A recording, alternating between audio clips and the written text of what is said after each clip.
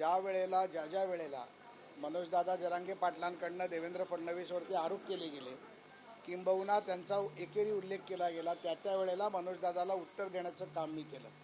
आता देखील ज्या वेळेला त्यांनी आंदोलनाची हाक दिली त्यावेळेला देखील मी मीडियाच्या माध्यमातून जे काय मला बोलायचं होतं ते बोललो, आकडेवारी ठेवली आणि खऱ्या अर्थाने देवेंद्र फडणवीस सरकारने जे मराठा समाजासाठी दिलं, मग राजश्री शाहू महाराज शिष्यवृत्ती योजना असेल, सारथी असेल, अण्णासाहेब पाटील आर्थिक विकास महामंडळ असेल, MPSC UPSCच्या परीक्षा असतील, त्या व्यतिरिक्त हॉस्टेलचे पैसे असतील, व्याज परतावा असेल, अनेक गोष्टी माननीय देवेंद्रजींच्या माध्यमातून केल्या गेल्या. आणि त्यानंतर मी आजच सकाळी मनोजदादा जरांगे पाटलांचा व्हिडिओ देखील पाहिला.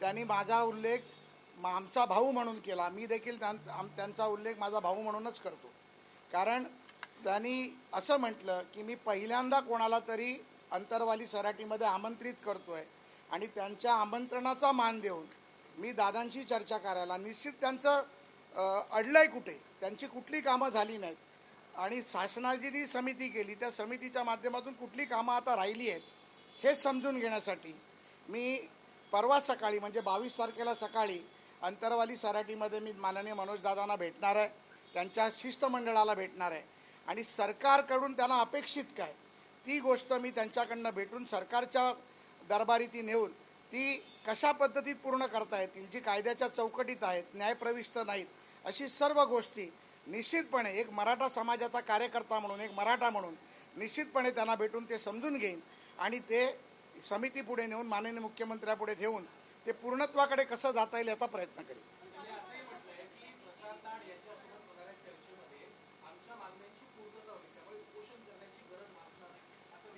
नाही, मी देखील त्यांना आवाहन केलं होतं की 30 मे ही तारीख उखाडायची तारीख आहे.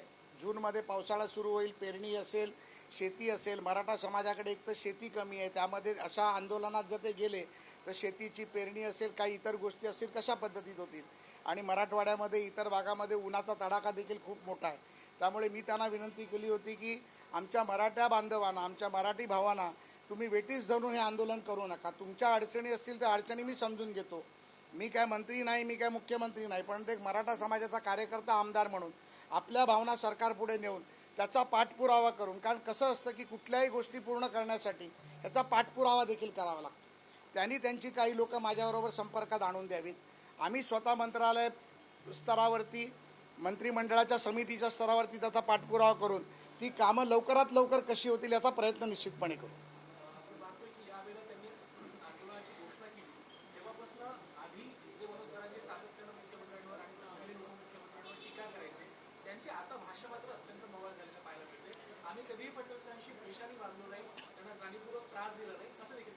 मी त्यांचं स्वागतच करीन जर अशा पद्धतीत ते म्हणाले असतील. परंतु मी देखील करत असताना मी सर्व गोष्टीचे आकडे आणि समाजासाठी केलेली कामं देवेंद्र फडणवीसांची प्रेसच्या माध्यमातून जनतेसमोर ठेवली, मनोजदादासमोर ठेवली. कदाचित मला वाटते की मी ठेवलेल्या आकड्यानंतर त्यांना लक्षात आलं असावं की माननीय फडणवीसांनी किती काम केलं आहे. त्यामुळे त्यांनी जर फडणवीसांचा सन्मान केला असेल तर मी देखील मनोजदादाचा निश्चितपणे सन्मान करेन. थँक्यू.